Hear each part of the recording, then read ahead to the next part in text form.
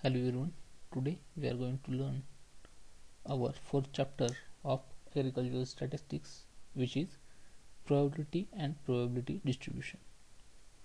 आज आपण आपल्या ॲग्रिकल्चर स्टॅटिस्टिक्स मध्ये जो काही चौथा चॅप्टर आहे प्रोबॅबिलिटी आणि प्रोबॅबिलिटी डिस्ट्रीब्युशन तो शिकणार आहोत. प्रोबॅबिलिटी म्हणजे संभाव्यता, एखादी गोष्ट होण्याची शक्यता म्हणजे काय प्रोबॅबिलिटी किंवा त्यालाच संभाव्यता म्हणतो आपण मराठीत. ठीक आहे. Next introduction. The theory of probability deals with the problem of games of chances in a different situation under given condition. एका दिलेल्या परिस्थितीमध्ये जो प्रॉब्लेम आहे गेमचा त्याच्यामध्ये काय चान्सेस आहेत त्या चान्सेस विषयी जी थिअरी काम करते, ती जी थिअरी काहीतरी सांगते तिला म्हणतात probability theory. It always studies about uncertain cases regarding the occurrences of a given phenomenon. Uncertain म्हणजे ज्या अनिश्चित आहे अशा केसेसवर काय करत असते प्रोबॅबिलिटी काम करत असते. In case of sunrise and sunset we know the direction exactly. सूर्य कुठे उगवतो आणि कुठे मावतो हे आपल्याला एक्झॅक्टली माहिती आहे. जर ज्या गोष्टी एक्झॅक्टली माहिती आहे तिथं प्रोबॅबिलिटी काम करत नाही. पण ज्या माहीत नाही, उदाहरणार्थ पहा, we can not say exactly whether there will be rainfall on a particular day. एखाद्या दिवशी एका पर्टिक्युलर डेला पाऊस होईल की नाही होईल हे आपल्याला सांगता येत नाही. मग अशा ठिकाणी काय केलं जातं, प्रोबॅबिलिटीचा यूज केला जातो. Probability concept was develop on the basis of such events of uncertainty.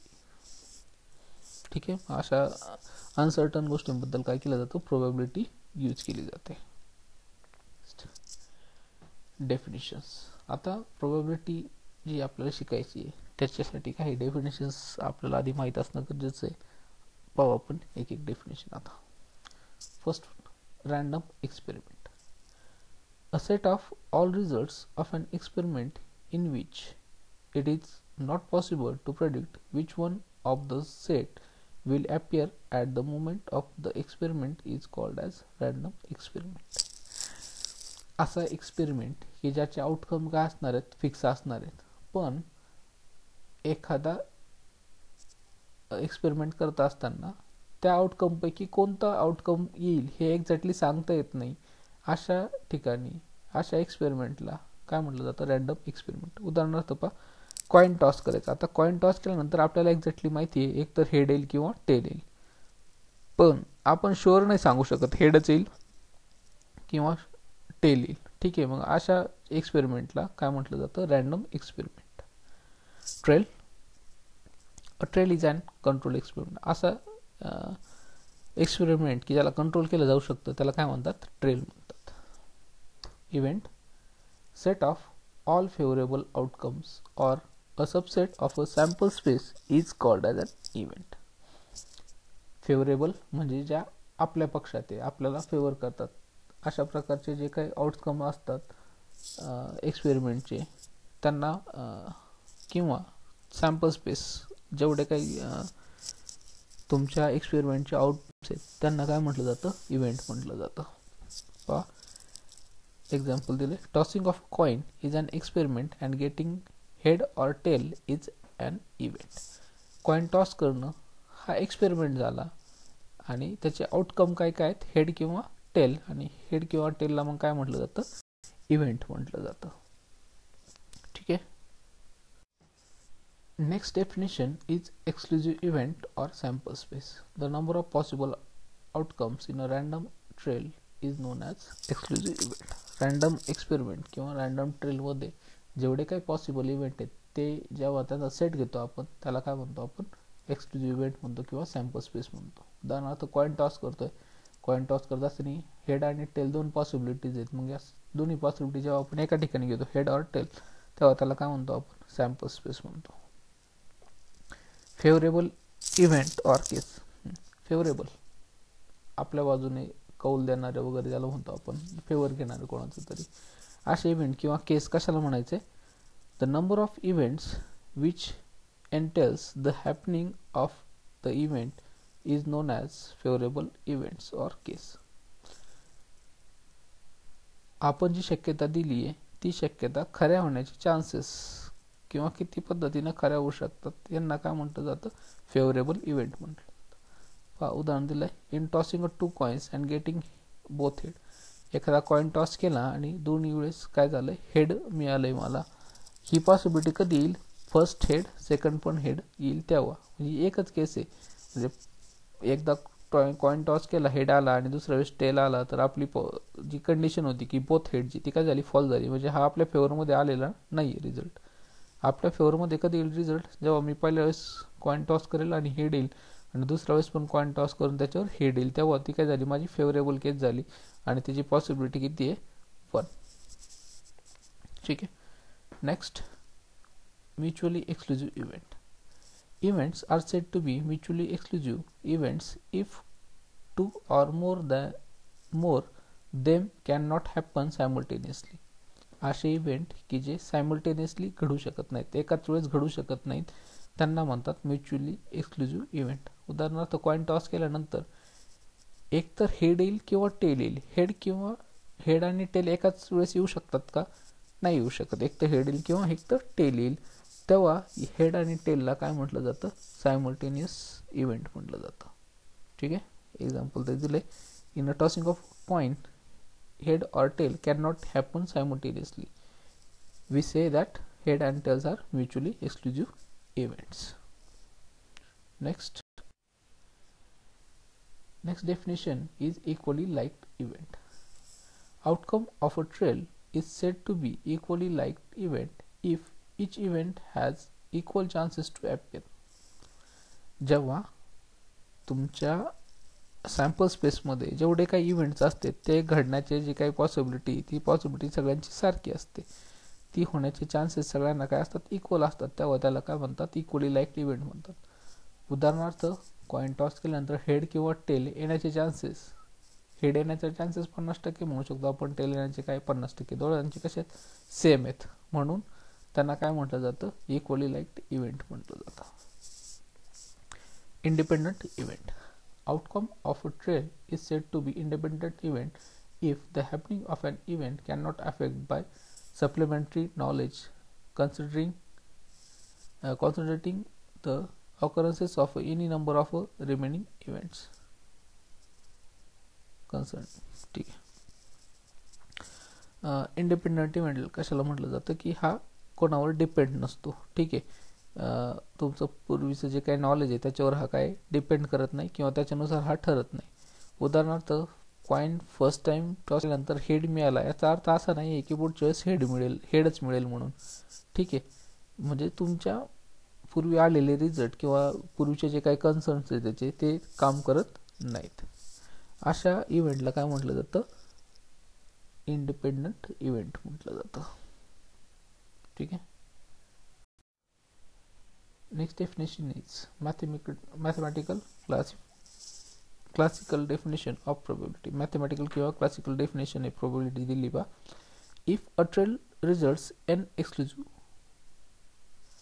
mutually exclusive and equally liked event and m of them are favorable to happening an event, then जर total number of possible outcomes हे n असतील आणि आपल्या फेवरमध्ये आपण जी काही condition देणार आहे ते इव्हेंट m असतील, तर probability of favourable number of events काय असते, p ने डिनोट करतात probability equals to m by n.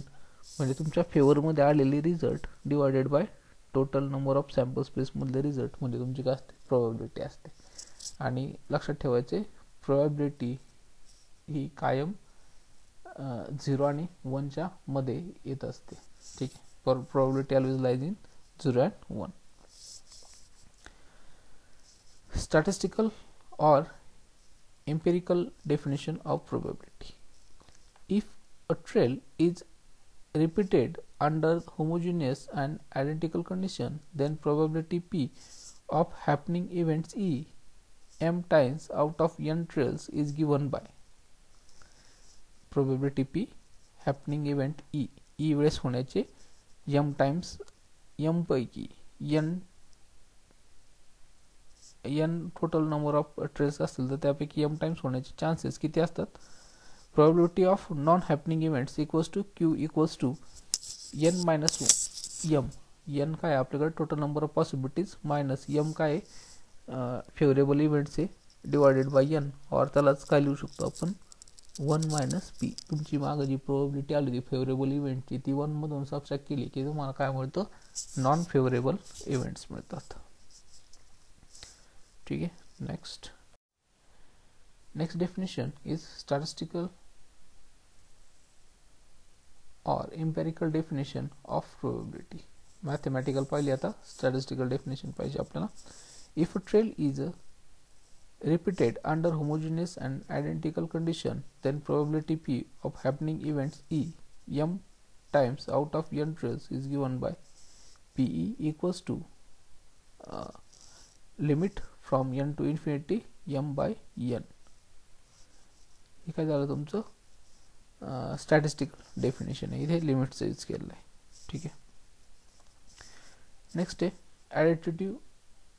Additive law of probability. Additive law of probability कशाला म्हणायचे, जर let there will be E1 E2 En mutually exclusive event, जर E1 E2 E3 up to En हे काय mutually exclusive event असतील, then probability of sum of this event is equals to sum of their separate probability. जर या इव्हेंटच्या सगळ्या probability सम घेतली किंवा सगळ्या जे काही तुमचे एक्सक्लुझिव्ह इव्हेंट होते यांची सम घेतली आणि त्याची प्रोबॅबिलिटी घेतली, तर ती कशाबरोबर असते, तर तुम्ही सेपरेट प्रोबॅबिलिटी घेऊन त्याला सम केली त्याच्या बरोबर असते. पाय दिले P in bracket E1 plus E2 plus up to En सगळ्यांची ॲडिशन घेतली आणि मग प्रोबॅबिलिटी घेतली, ती इक्वल टू आहे कशाच्या, P1 probability of E1 plus probability of E2 plus probability of E3 up to probability of En. ठीक आहे. आणखी ॲडिटिव्ह लॉ काय सांगतो आपल्याला, let there will be E1 E2 En mutually exclusive and independent event, then probability of product of this event is equals to product of their separate probability. जसं ॲडिशनच्या बाबतीत आहे तसंच मल्टिप्लिकेशनच्या बाबतीत आहे, प्रोडक्टच्या बाबतीत आहे काय, पी प्रोबॅबिलिटी ऑफ, जर E1 E2 E3 सगळ्यांची अप टू En मल्टिप्लिकेशन घेतलं आणि मग त्याची प्रोबॅबिलिटी घेतली तर ती सेम असते probability of E1 multiply by probability of E2 multiply by probability of E3 multiply by up to probability of En. ठीक आहे, यालाच ॲडिटिव्ह लॉ ऑफ प्रोबॅबिलिटी म्हणतात. Next normal distribution. Normal distribution कशाला म्हणायचे, पहा, normal distribution is a distribution of random variables. Random व्हेरिएबलचं काय distribution आहे, विच व्हॅरीज कंटिन्युअसली. ते काय होतात, कंटिन्युअसली व्हॅरी होतात, कंटिन्युअस बदलत असतात. अशा व्हेरिएबलचं, अशा नॉर्मल व्हेरिएबलचं जे काही डिस्ट्रीब्युशन आहे, रँडम व्हेरिएबलचं असं जे काही डिस्ट्रीब्युशन आहे त्याला आपण काय म्हणतो, नॉर्मल डिस्ट्रीब्युशन म्हणतो. आता या नॉर्मल डिस्ट्रीब्युशनच्या काही प्रॉपर्टीज आहेत. प्रॉपर्टीज पाहू आपण. The shape of the curve of normal distribution is bell shape. जर नॉर्मल डिस्ट्रीब्युशनचा शेप काढला आपण, तो कसा, तो बेलसारखा, तो घंटी जशी असते आपली उलटा यू, त्या पद्धतीचा काय होतो, हा कर्व येतो. The curve of normal distribution is bell shaped and symmetric about mean. जर त्याचा मीन घेतला तर मीनच्या दोन्ही बाजूला तो काय असतो, सिमेट्रिक असतो, सेम असतो. The number of cases below the mean is equals to number of cases about the mean in normal distribution. ठीक आहे. नॉर्मल डिस्ट्रीब्युशनमध्ये काय होतं, मीनपेक्षा कमी असलेल्या केसेस आणि मीनपेक्षा जास्त असलेल्या केसेस काय होतात, सेम असतात in number. The shape of the curve is depend upon U and number of observation N. Shape of curve कशावर डिपेंड असतो, यूवर आणि नंबर ऑफ ऑब्झर्वेशन एनवर तो डिपेंड्स असतो. The majority of observation have tendency to cluster around the mean. जास्तीत जास्त जे काही ऑब्झर्वेशन असतात ते काय मीनच्या भोवती गोळा झालेले असतात, क्लस्टर केलं असतं त्यांनी, त्या भोवती ते गोळा झालेले असतात. आता जो काही मीन असतो तुमचा तो काय मायनस इन्फिनिटीपेक्षा मोठा आहे आणि प्लस इन्फिनिटीपेक्षा काय लहान आहे. फिफ्थ प्रॉपर्टी तुमच्या मीनची, नॉर्मल डिस्ट्रीब्युशनची. And sixth property is the variables are variables vary continuously. जे काही व्हेरिएबल्स असतात तुमच्या नॉर्मल डिस्ट्रीब्युशनचे ते सारखे काय असतात, बदलत असतात. ठीक आहे, हे झालं नॉर्मल डिस्ट्रीब्युशन. आणि इथे तुमचा चॅप्टर नंबर 4 पण संपलेला आहे. नेक्स्ट लेक्चरला आपण नेक्स्ट चॅप्टर सुरू करू. Okay, thank you.